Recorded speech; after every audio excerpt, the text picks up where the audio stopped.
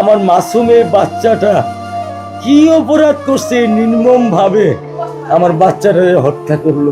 আমি কেমনে আমার এই কলজা টুকরা ছাড়া আমি থাকবো? আমার পক্ষে সম্ভব না। দিনে ও 50 থেকে 100টা কল দেয় আমারে। সারা দেশের মানুষের বিবেককে নাড়িয়ে দিয়েছে ফুটফুটে শিশু রামিসার বাবা আব্দুল হান্নান মোল্লার এই কান্না।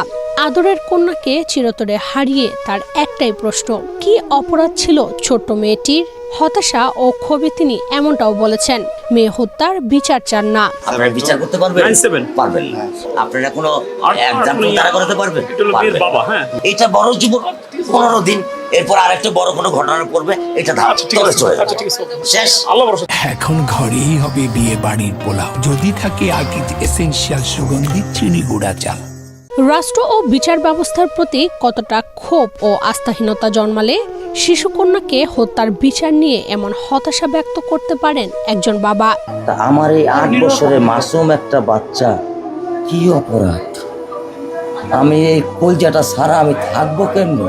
রামিসার বাবার এই বক্তব্য প্রতিটি সচেতন মানুষের হৃদয় ছুঁয়ে গেছে। দেশের বিচার ব্যবস্থার দীর্ঘসূত্রিতা কিংবা বিচারহীনতার সংস্কৃতি নিয়ে সরব হয়েছেন বিভিন্ন শ্রেণী পেশার মানুষ।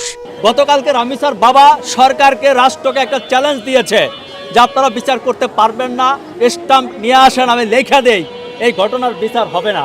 2-4 দিন কথা হবে, 15 দিন পর নতুন ইস্যু আসবে, আপনারা ভুলে যাবেন। শিশু নির্যাতন যেন আমাদের দেশে নিত্যদিনের ঘটনা হয়ে উঠছে।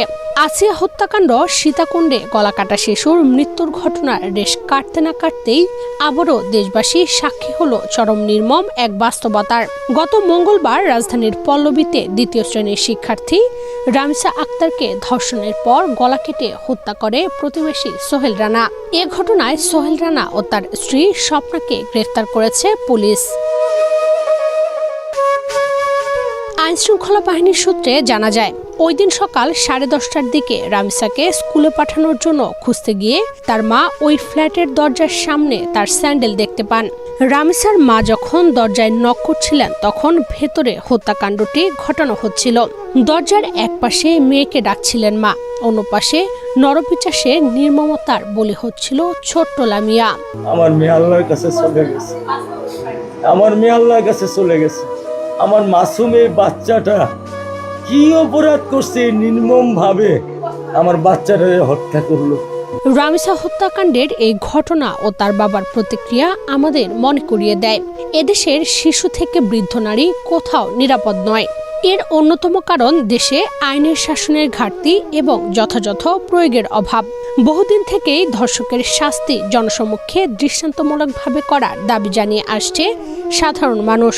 যদিও এখন পর্যন্ত ধর্ষণের কোনো দৃষ্টান্তমূলক শাস্তির নজির বাংলাদেশে নেই বললেই চলে। ছোট্ট রামিসার সাথে ঘটা অসহনীয় এ ঘটনার বিচার দেশজুড়ে দৃষ্টান্ত স্থাপন করবে, এমনটাই প্রত্যাশা সাধারণ মানুষের।